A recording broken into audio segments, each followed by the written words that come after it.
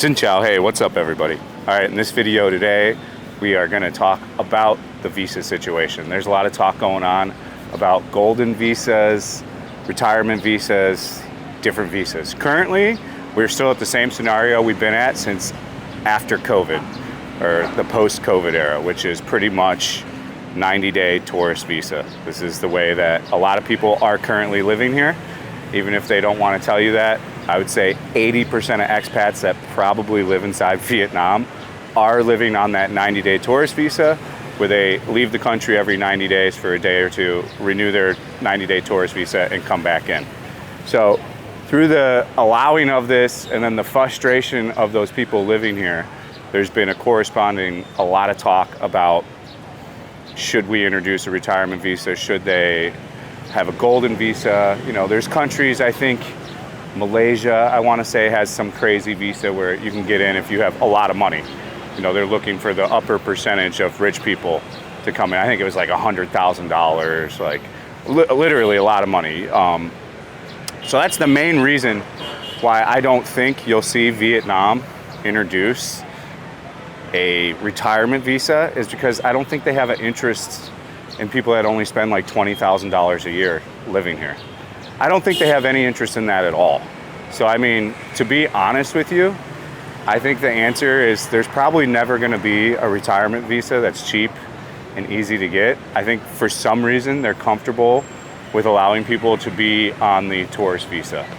But that does create problems because the people are just gonna live here and then they can't access a bank properly. There's a lot of things. You can't get a driver's license correctly on the tourist visa. So I think they should definitely have some form of retirement visa. But this stuff's been talked about how many times? How many videos have I made on visas? I don't know, 100 at this point. So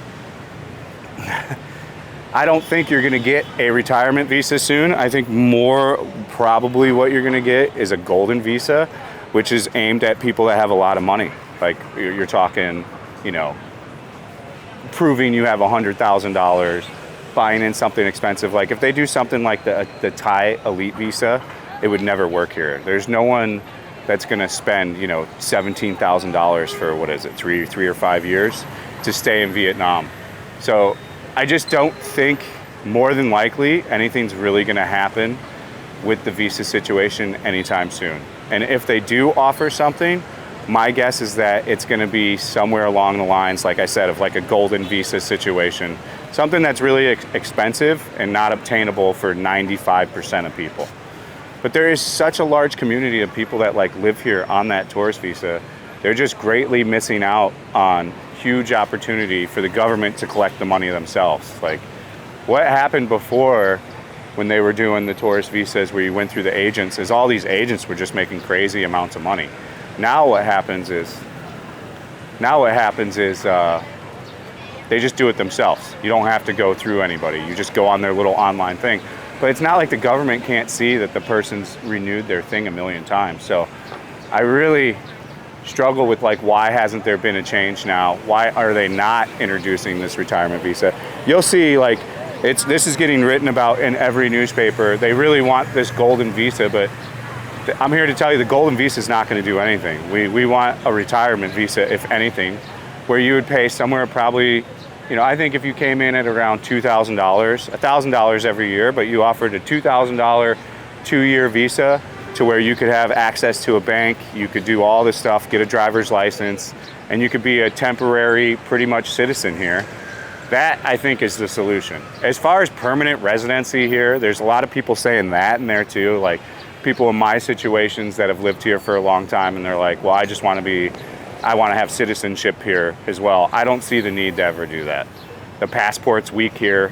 Why would you want to carry a secondary weak passport? If you don't know, like the Vietnam passport, it's pretty bad. Like just to go anywhere that's a more elite country for Vietnamese, they have to prove a lot of shit, like thousands of dollars. I think it's like $5,000 typically is needing to be in the account. So there's a lot of hoops they have to go through. So I don't see the advantage of wanting or having dual citizenship. The thing they need to offer is some kind of retirement visa. That is the way all this needs to go down.